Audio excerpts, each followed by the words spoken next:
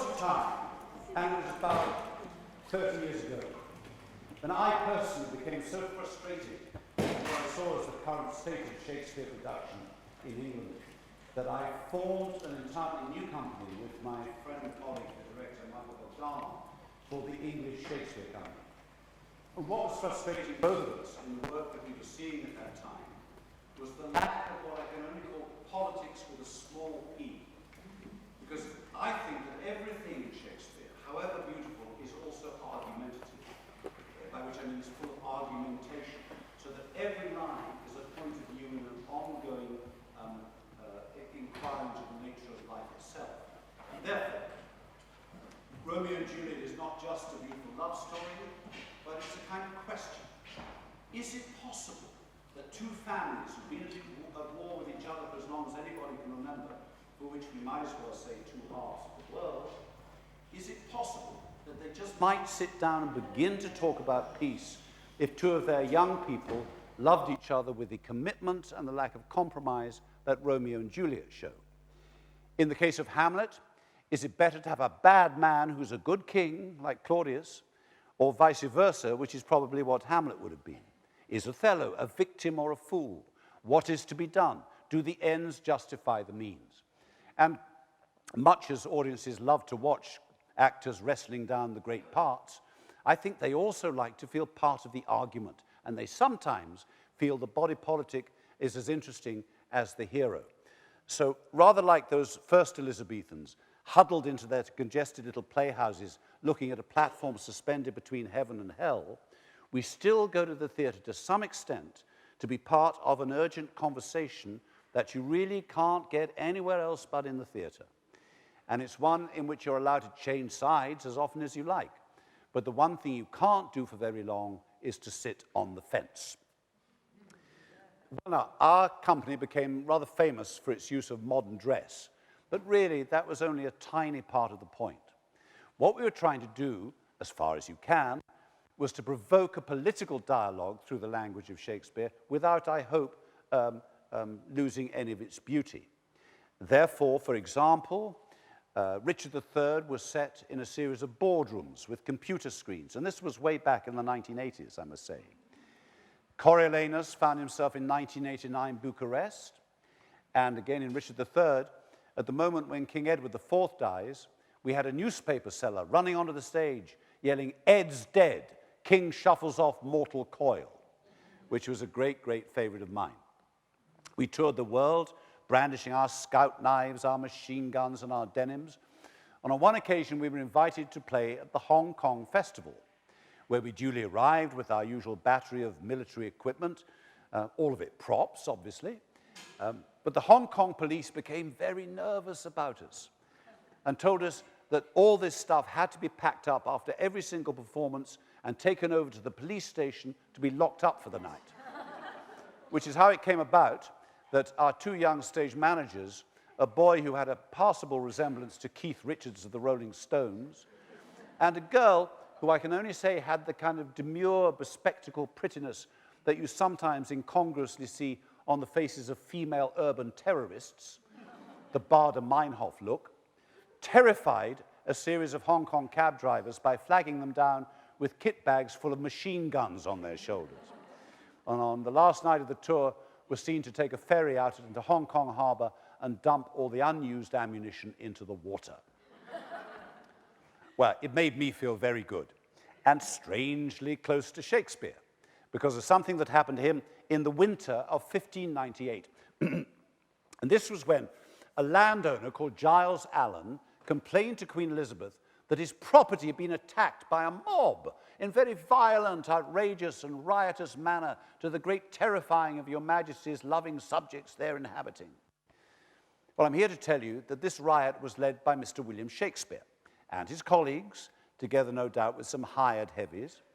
It also featured the Laurence Olivier of the day, Richard Burbage, I hope yelling a rather better class of invective than the rest. And what had happened was that Burbage's father, James Burbage, was in the habit of renting a theatre in Holywell, in Shoreditch, in which Shakespeare's company normally performed. However, Burbage was very keen to move them to new indoor premises in a disused Dominican monastery in Blackfriars. However, the negotiations for the Blackfriars had fallen through at the last minute. Meanwhile, the lease on the theatre, which Burbage had run for them, was expiring, and that freehold was reverting, therefore, to Giles Allen, who was its owner. So suddenly, Shakespeare's company had nowhere to perform. However, the actors managed to persuade themselves, perhaps rightly, that they had some right to the physical materials of the theatre. So on their one day off during a Christmas season, they were playing at court, and there was thick snow on the ground, and the Thames was frozen over.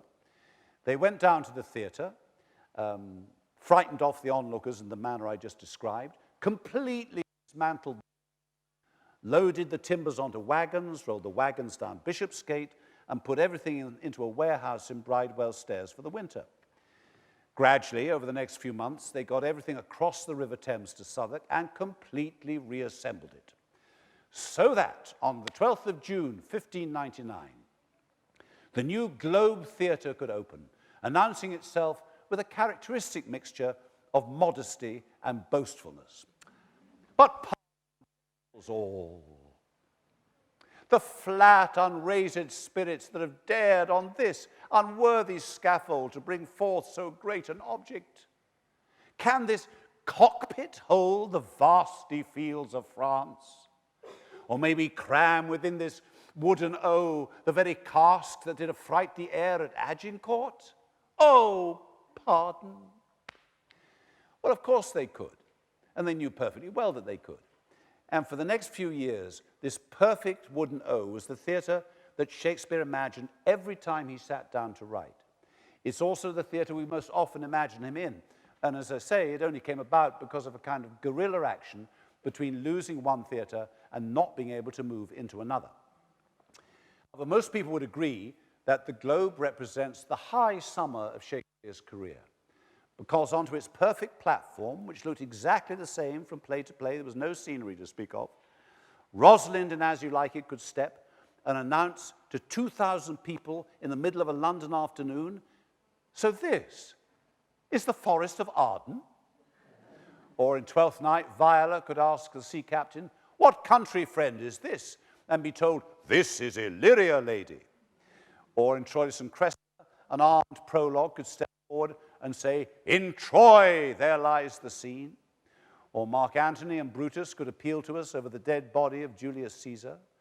And most strikingly of all, Hamlet could denounce himself, oh, what a rogue and peasant slave am I. And then, in a series of hammer-blow questions that I'm sure at some performances got an answer, go on to inquire whether the emotions he's feeling are any more authentic than those being simulated by a professional actor whom he's just been watching perform. Is it not monstrous? This player here, but in a fiction, in a dream of passion, could force his soul so to his own conceit, that from her working all his visage wand, tears in his eyes, distraction in his aspect, a broken voice in his whole function suiting with forms to his conceit, and all for nothing? For Hecuba. What's Hecuba to him, or he to Hecuba, that he should weep for her? What would he do? Had he the motive and the cue for passion that I have? He would drown the stage with tears, and cleave the general ear with horrid speech, make mad the guilty and appall the free, confound the ignorant and amaze indeed the very faculties of eyes and ears. Yet I, a dull and muddy metal rascal, peak like John a dreams, unpregnant of my cause, and can say nothing. No, not for a king, upon whose property and most dear life a damned defeat was made. Am I a coward? Who calls me villain? Breaks my painted cross, plucks off my beard and blows it in my face, tweaks me by the nose, gives me the lie in the throat as deep as to the lungs. Who does me this? Ha! So Shakespeare's pushing the soliloquy convention ever further forward, so it's becoming more challenging, more provocative, even quite subversive, with a distinct tendency to turn expectation on its head. No sooner has the new theatre opened than we find in As You Like It a shepherd, Corin, confronting the courtly affectations of Touchstone, whom we've come to think of as the wit of the piece. "Wast ever in court, shepherd?" "No, truly." "Then thou art damned?" "Nay, I hope." "Truly thou art damned, like an ill-roasted egg, all on one side." "For not being at court?" "Your reason?" "Why, if thou was never at court, thou never sawest good manners. If thou never sawest good manners, thy manners must be wicked, and wickedness is sin, and sin is damnation. Thou art in a parlous state, shepherd." But this is how Corin replies: "Sir, I am a true laborer. I earn that I eat, get that I wear. Owe no man hate, envy no man's happiness, glad of other men's good, and content with my harm. The greatest of my pride is to see my ewes graze and my lambs suck." Well, now, in a way, this was a trick that Shakespeare was always playing. It's a way of making the apparently stupid character, for a moment, smarter than the clever one. But from now on in his writing career, the effect becomes ever more insistent. This is the period of Shakespeare's writing when you're most likely to see the star of the show being tripped up by somebody who's just going about their daily business. So, in King Lear, the fool turns out to be wiser than the king. In Twelfth Night, a professional jester, Feste, outwits both Olivia and Malvolio, and indeed that prince of unequaled articulacy, Hamlet, is briefly put to shame by a gravedigger. Now, there's one other very good example of this, and it's worth doing tonight because it's not very well known. Act 4 of Measure for Measure takes place in Vienna's prison. And the story is that the Duke of Vienna has taken a kind of sabbatical and disguised himself as a traveling friar, I think largely to see how the other half live. And he's left in post a deputy called Angelo, part of whose job is going to be to enforce some of Vienna's more unpleasant laws, such as capital punishment for sex before marriage. And things have come unstuck, because Angelo has tried to strike a dirty bargain with a very religious young woman called Isabella, whose brother, Claudio, is under sentence of death for sleeping with his girlfriend. However, Angelo proposes to Isabella that if she, Isabella, will sleep with him, Angelo, then he will let Claudio go free. Isabella refuses indignantly. Claudio's death sentence is confirmed, and at this point in the play, Angelo is literally waiting for Claudio's head to be delivered to him. So the Duke, disguised as a friar in the prison, sees that if he's to avoid a tragedy, he's going to have to come up with a substitute head, or at any rate, a substitute body from which the head can be cut. And so emerges from Shakespeare's imagination the briefly great figure of Barnardine, a man who apprehends death no more dreadfully than as a drunken sleep, careless, reckless, and fearless of what's past, present, or to come. He's been on death row for 9 years. Nobody can quite remember what for. He's a foreigner, completely unmoved by the approach of death, but equally unmoved by the periodic appeals that are made to reprieve him, which are always refused. From the Duke's point of view, he's obviously the ideal candidate. So the executioner, or rather the stand-in executioner, goes to get Barnardine from his cell. "Master Barnardine, you must arise and be hanged, Master Barnardine." "Pox at your throats! Who makes that noise there? What are you?" "Your friend, sir, the hangman. You must be so good, sir, as to arise and be put to death." "Away, you rogue, away! I am sleepy." "Pray, Master Barnardine, awake till you're executed and sleep afterwards." That at least gets Barnardine onto the stage, and the Duke, as the friar, steps forward to minister to him. "Sir, induced by my charity, and hearing how hastily you are to depart, I'm come to advise you, comfort you, and pray with you." "Friar, not I. I've been drinking hard all night, and I'll have more time to repair me, or they shall beat out my brains with billets. I will not consent to die this day, that's certain." "Nay, but hear you." "Not a word. If you've anything to say to me, come to my ward. for thence will not I today.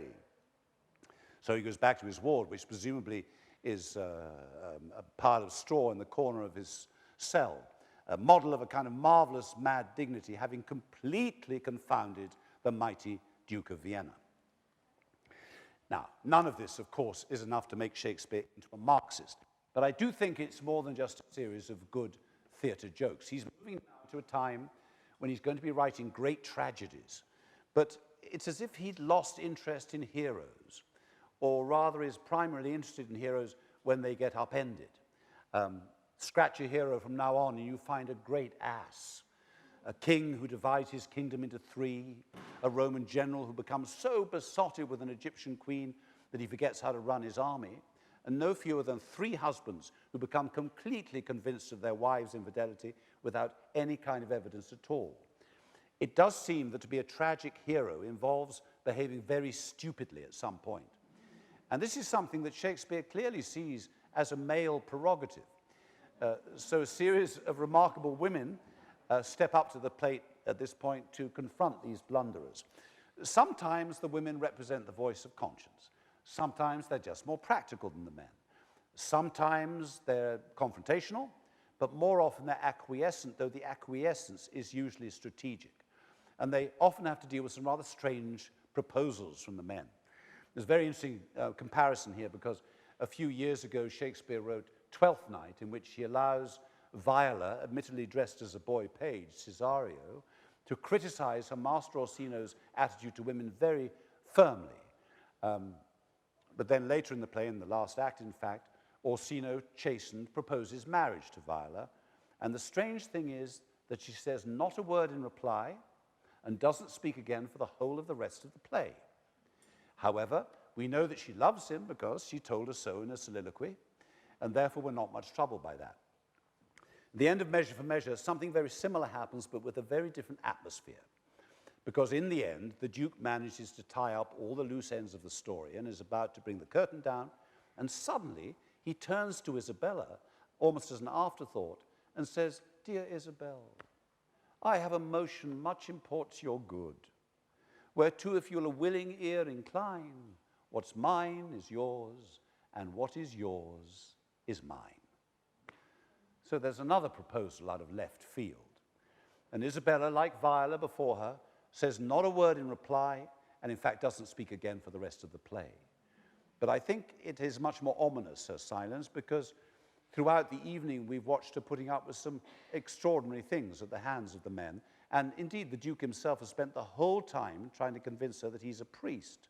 So what does she think of this suggestion, and what will she decide to do? Well, obviously, any production has to present something visually, but in strict terms of the text, we never find out.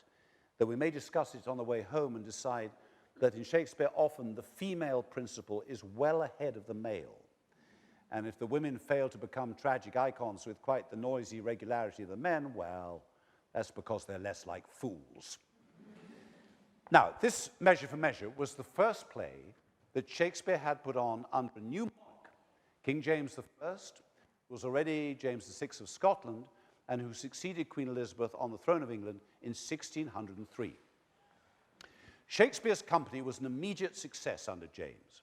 Within a few days of coming to the throne, he'd appointed them his personal acting troupe, and he'd even renamed them. They had been the Lord Chamberlain's men, now they were to be the King's men. I must say that it's quite hard to imagine any later British monarch seeing the theatre as quite such a priority. But James undoubtedly saw himself as a philosopher prince, and he had 2 great dreams. One was of religious reconciliation. He was the Protestant son of a Catholic queen, Mary, Queen of Scots.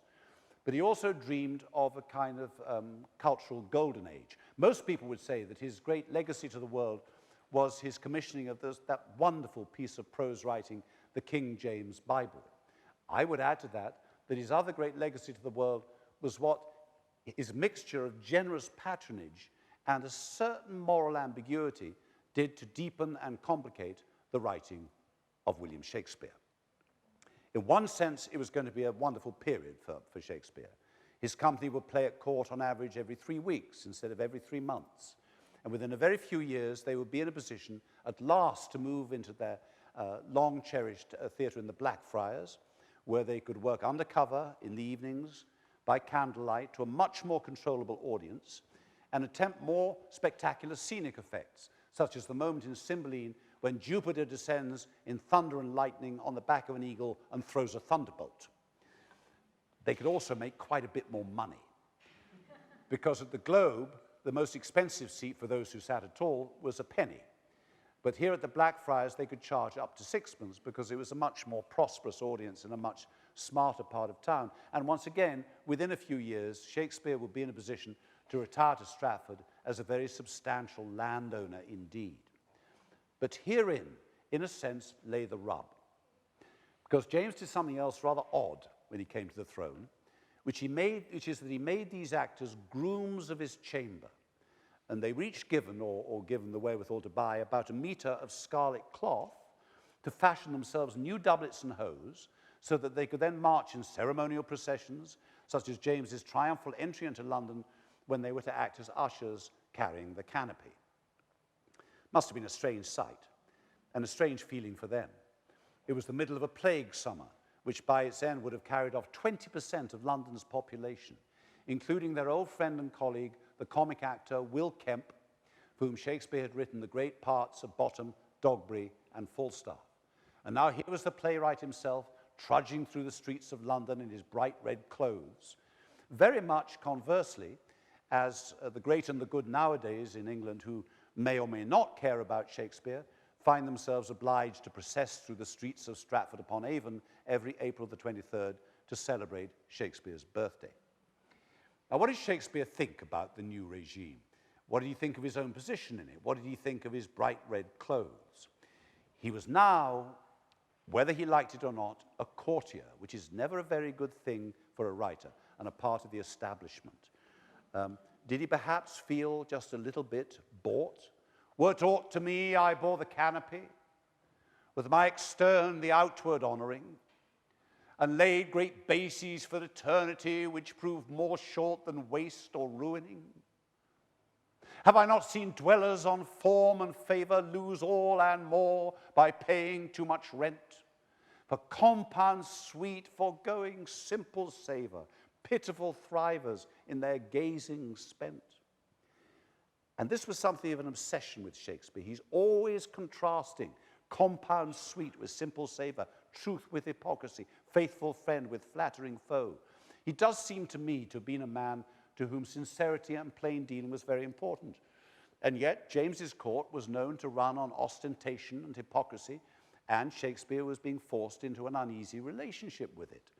The cultural golden age, in any case, didn't last for very long, because in 1605 came the Gunpowder Plot, in which James might easily have lost his life. And from then on, his public pronouncements take a somewhat contemporary ring, such as when he declares that God had inspired him to foresee the conspiracy and root it out. He then institutes a purge against Catholics, who were the main suspects in the plot. Unfortunately, many of them belonged to old Warwickshire families, well known to Shakespeare and probably well liked by him. The next thing he did after that was to make Protestant communion compulsory for everybody in the kingdom. But Susanna, Shakespeare's own daughter, very publicly and very brazenly refused to comply with the new law. So what did her father think about this? I suspect he was preoccupied with feathering his own nest. Certainly, with a Scottish king on the throne, he didn't allow himself any more jokes about the Scots, such as he'd given to Dromio of Syracuse in the Comedy of Errors. He even obliges James with a Scottish play, which indulged the king's well-known interest in witchcraft, by which he felt personally threatened, since his wife had once nearly been drowned in a freak storm at sea. More importantly, in rewriting this old play about the sacrilegious murder of a Scottish king, Shakespeare subtly changes his source material. Because in the original story, it was in fact Banquo, not Lady Macbeth, but Banquo, who conspired with Macbeth to assassinate King Duncan. However, Banquo was thought to be the founder of the Stuart dynasty. James was therefore his descendant, and so the character of Banquo gets thoroughly whitewashed. Elsewhere, Shakespeare's own sympathies are rather more obvious. In Timon of Athens, he comes very close, I should say, to describing daily life in James's court, which may well be the reason why the play was never performed in his lifetime. It was simply too dangerous. James's court was known to be sexually corrupt, fashion-obsessed, cash for official favors was rife, lobbyists were everywhere, and the crown had a habit of giving extravagant presents to all the nobility to secure their loyalty and create a confining net of obligations. And this is exactly and exclusively what happens in the first half of Timon of Athens. And the play really comes alive when the protagonist sees through the delusiveness of it all and voluptuously takes on the life of an outcast. But myself, who had the world as my confectionery, the mouths, the tongues, the eyes, the hearts of men a duty more than I could frame employment, that numberless upon me stuck as leaves do on the oak, have with one winter's brush fell from their boughs, and left me open, bare, for every storm that blows. Now, confectionery was a word that Shakespeare never used anywhere else, and it meant exactly what it means today, a sweet shop. So Timon, like James, had the world as his sweet shop, and in the end comes to realize that the only lesson to be drawn from life is that dog will eat dog. If thou wert the lion, the fox would beguile thee. If thou wert the lamb, the fox would eat thee. If thou wert the fox, the lion would suspect thee, when peradventure thou wert accused by the ass. If thou wert the ass, thy dullness would torment thee, and still thou livest but as a breakfast to the wolf. If thou wert the wolf, thy greediness would afflict thee, and oft thou shouldst hazard thy life for thy dinner. Wert thou the unicorn, pride and wrath would confound thee, and make thine own self the conquest of thy fury. What beast couldst thou be that wert not subject to a beast? Well, now, Timon of Athens may have been too hot to handle from a performance point of view, but I do think in most of the plays that he wrote under James, there is some small attempt by Shakespeare to catch the conscience of the king.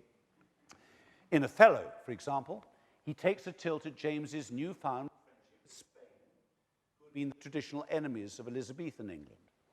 However, I'm sorry to say that Spain had a rather bad human rights record at that time in persecuting the minority of Moors who lived in their midst. Nevertheless, in Shakespeare's play, the Moorish character, Othello, is completely noble, whereas the fools and villains, Rodrigo and Iago, are given Spanish names. And as for the part of Othello's character, which is not so much noble as gullible and foolish is concerned, there was a rumor running around London at that time that the previous king of Spain, King Philip II, had in fact strangled his wife in bed because of sexual jealousy brought on by the loss of a particular handkerchief, just like Othello. In Coriolanus, at the beginning of the play, the citizens of Rome come tumbling onto the stage, reasonably demanding bread, only to be manipulated into line by a very cynical politician who clearly despises them. However, the original audience could not have forgotten that only the previous year there had been a very serious famine in England, and James's attempts to alleviate it had been notoriously half-hearted. Not only that, but there had been riots and demonstrations against land enclosures in the Midlands, which James's soldiers had put down with particular savagery. And some of the very perfectly peaceful demonstrators had been hanged, drawn, and quartered. And so the tone deepens and darkens.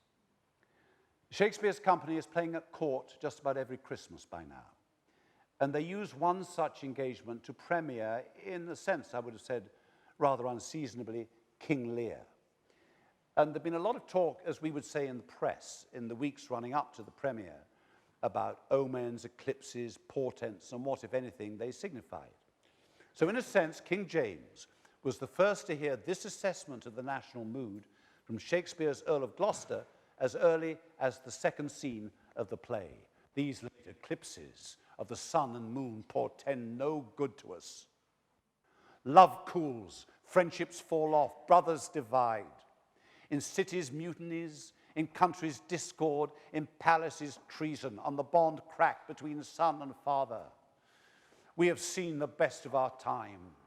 Machinations, hollowness, treachery, and all ruinous disorders follow us disquietly to our graves.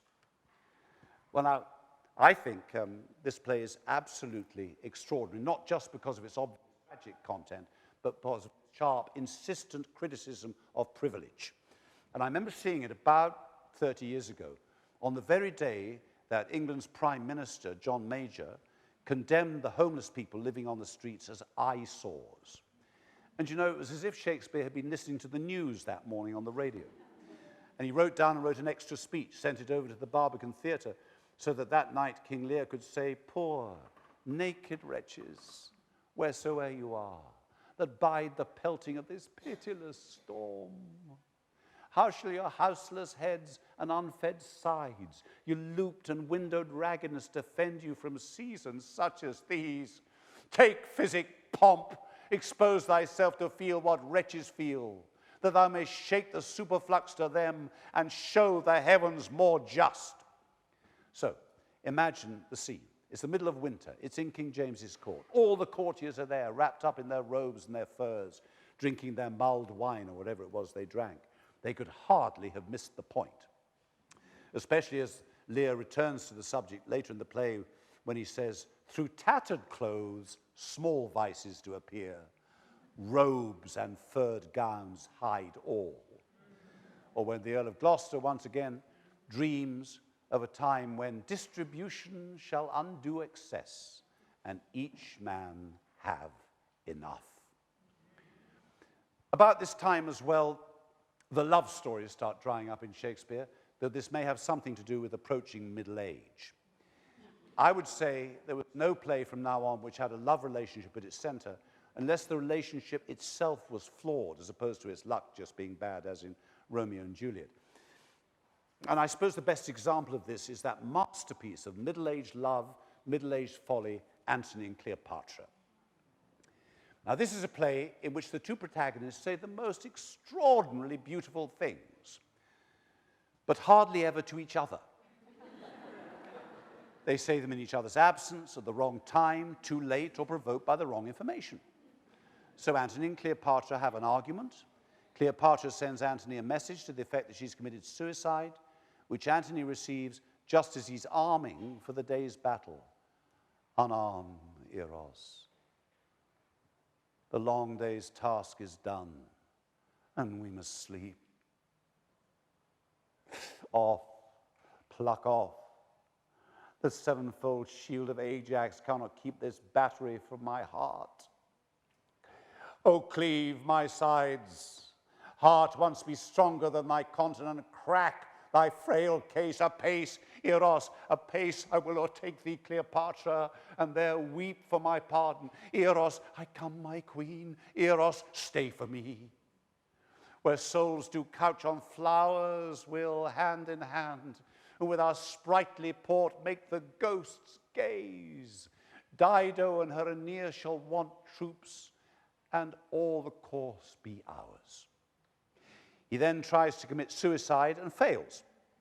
He's carried to Cleopatra's monument, and something about being together again seems to bring out the competitive instinct in them both, because they immediately have a small quarrel about who should have the last word on the tragedy. "I am dying, Egypt, dying. Give me some wine and let me speak a little." "No, let me speak, and let me rail so high that the false housewife Fortune break her wheel, provoked by my offense. No, one word, sweet queen." And then Shakespeare has Antony die, not with his own dying words on his lips, but right in the middle of one of Cleopatra's speeches, as if to upstage her. Later in the play, Cleopatra remembers, unforgettably remembers him. "I dreamed there was an emperor, Antony. Oh, such another sleep, that I might see but such another man. His face was as the heavens, and therein stuck as sun and moon that kept their course and lighted this little the earth. His legs bestrid the ocean, his reared arm crested the world. His voice was propertied as all the tuned spheres, and that to friends. But when he meant to quail and shake the orb, he was as rattling thunder. For his bounty there was no winter in't, and autumn 'twas that grew the more by weeping. His delights were dolphin-like, they showed his back above the element he lived in. In his livery walked crowns and crownets, realms and islands were as plates dropped from his pockets. Think you there was, or could be, such a man as this I dreamed of?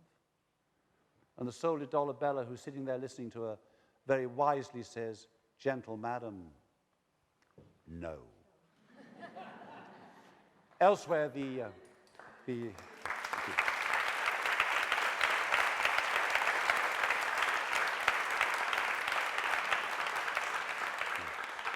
Elsewhere, the heroine of All's Well That Ends Well is, I should say, little better than a stalker. Coriolanus calls his wife a gracious silence. It's all lyricism for his mother.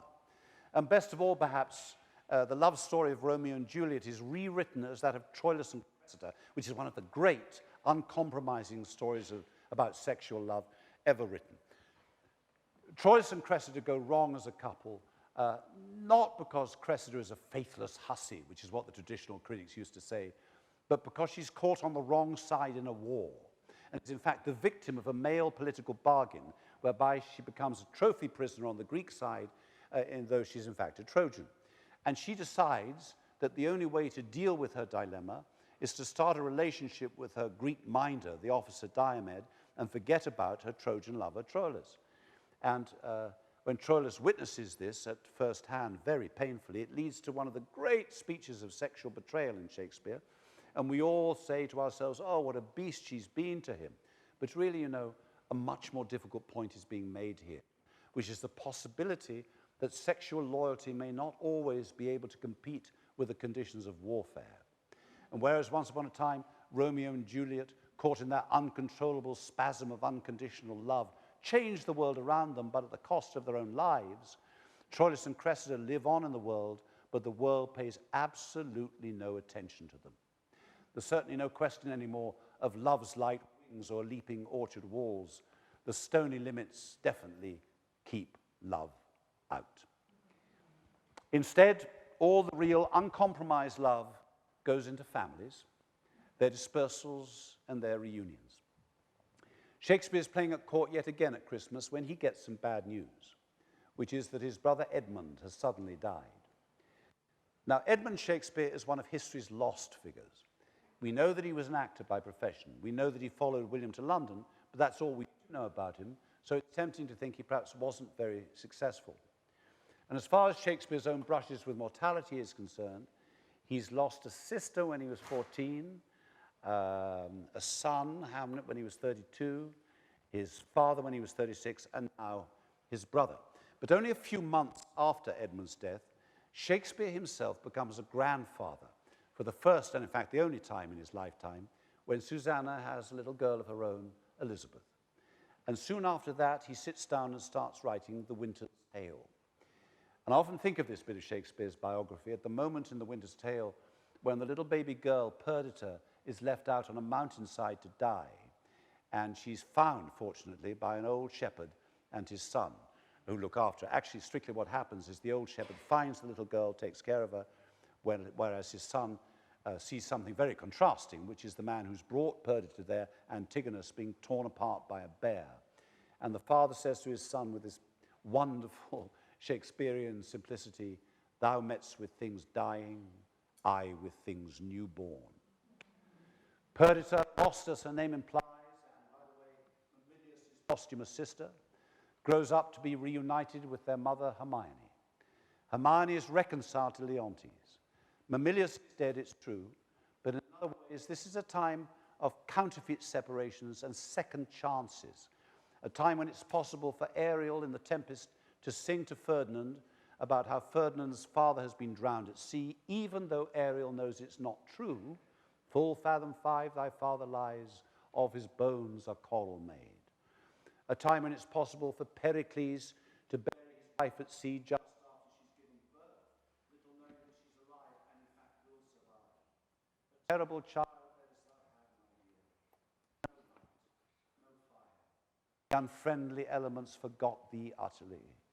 Nor have I time to give thee hallowed to thy grave, but straight must cast thee, scarcely coffined in the ooze, where for a monument upon thy bones, and a remaining lamps, the belching whale and humming water shall overwhelm thy corpse, lined with simple shells. It's as if you experience the emotions of loss expressively enough, what's lost will be restored to you, and in that way death itself defeated. Well, if only. Shakespeare will soon be on his way back to Stratford to confront, among other things, the inevitable.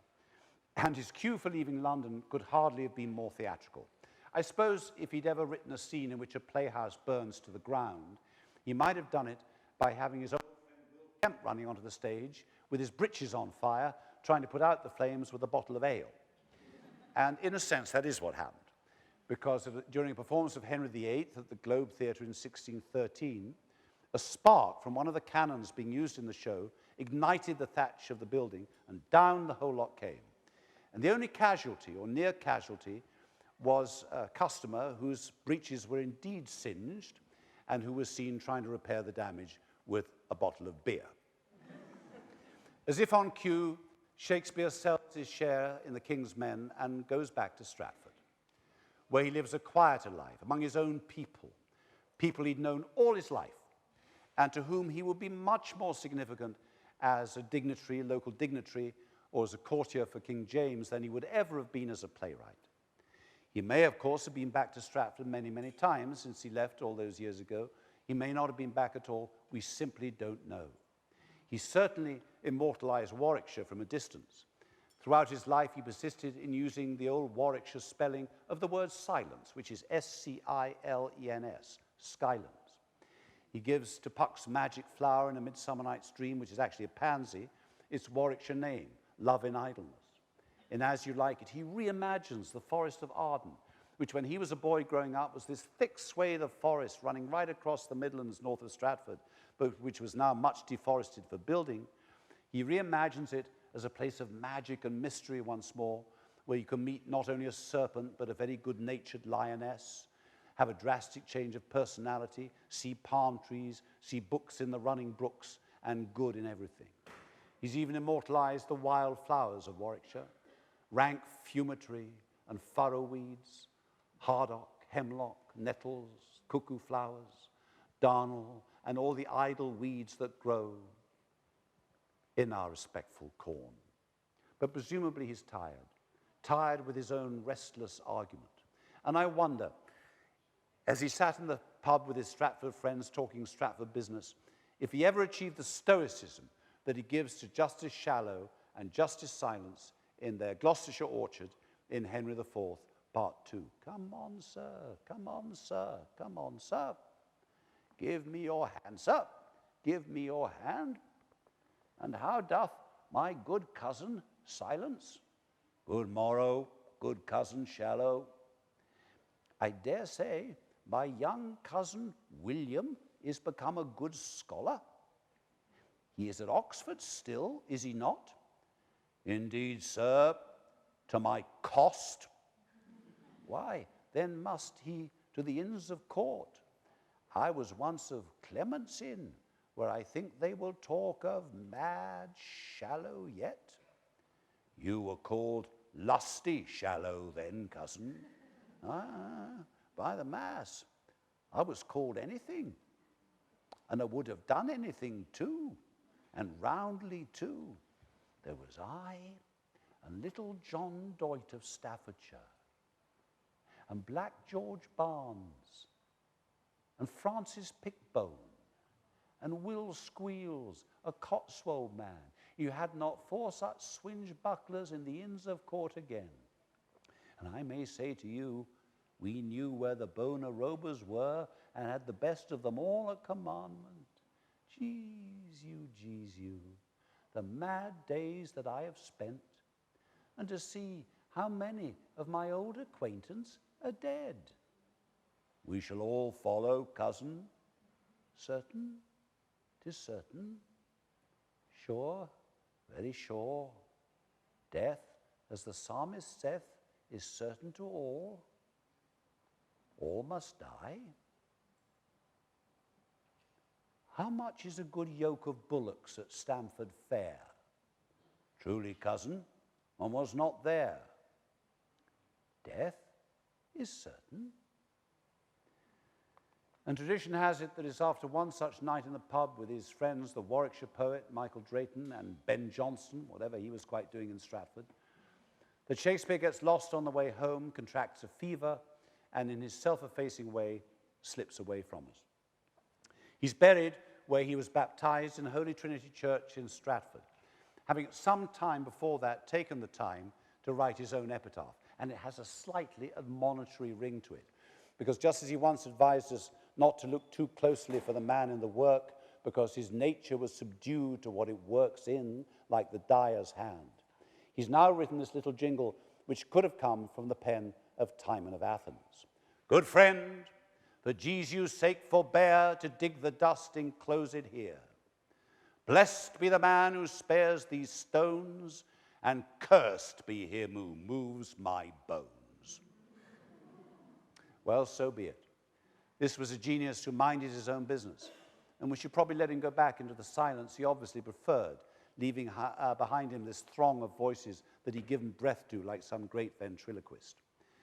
Above his tomb in Stratford Church, there's a singularly unhelpful bust of him, which only suggests you wouldn't have wanted to cross him if you were a tenant farmer on his land. And really all the images that we have of Shakespeare are pretty unhelpful, but doesn't really matter, because his life was a sustained act of self-concealment which has somehow left the world more vibrant. We still don't know a single one of his opinions, but we often quote from him without realizing we're doing it. He's an ordinary man, not an intellectual, and he reminds us always of what matters and what doesn't. And best of all, he makes us all talented. For there are moments when you feel yourself on the brink, just on the brink of seeing what he saw as he pounded the fields to Charlcote, weaved his way down Bankside, or looked up from his desk in his study, in his house, his new place, Stratford, and out of the window at the mulberry tree he just planted in his garden. I think Shakespeare is very good for the health, and not just the individual health. Obviously, to read him yourself or to think about him on your own is one of life's enrichments. But ideally, it's only a prologue to an increasingly unlikely civic act which you've all performed this evening, which is you have to go out if you can, get to a certain place at a certain time, negotiate a little bit with your fellow citizens, and become part of this extraordinary process whereby a range of people, 50, 100, 200, 500 people, completely different senses of humor, sensibilities, experiences of life, become that singular organism and audience, all held on the same breath as young flute as Thisbe finds his voice, or indeed as Hamlet approaches the praying Claudius with his sword upraised. On a good night, you leave the high music and the astonishing simplicities, this clamor of protest, insinuation, reconciliation, in an exhilarated state, feeling alive, hugely entertained, ready for more healthy arguments, more tolerant, and less easily deceived. And perhaps like me all those years ago, inclined to pull a copy of Macbeth off the shelf and have a go at it yourself. As for me, I think you know what I feel by now. This is somebody who's got in everywhere in my life. He's been as present as white noise, which maybe is what Victor Hugo meant when he said of Shakespeare, he strides over proprieties. He overthrows Aristotle. He does not keep Lent. He overflows like vegetation, like germination, like light, like flame. As the great movie producer Louis Mayer said, no less eloquently, fantastic. And it was all written with a feather. Thank you.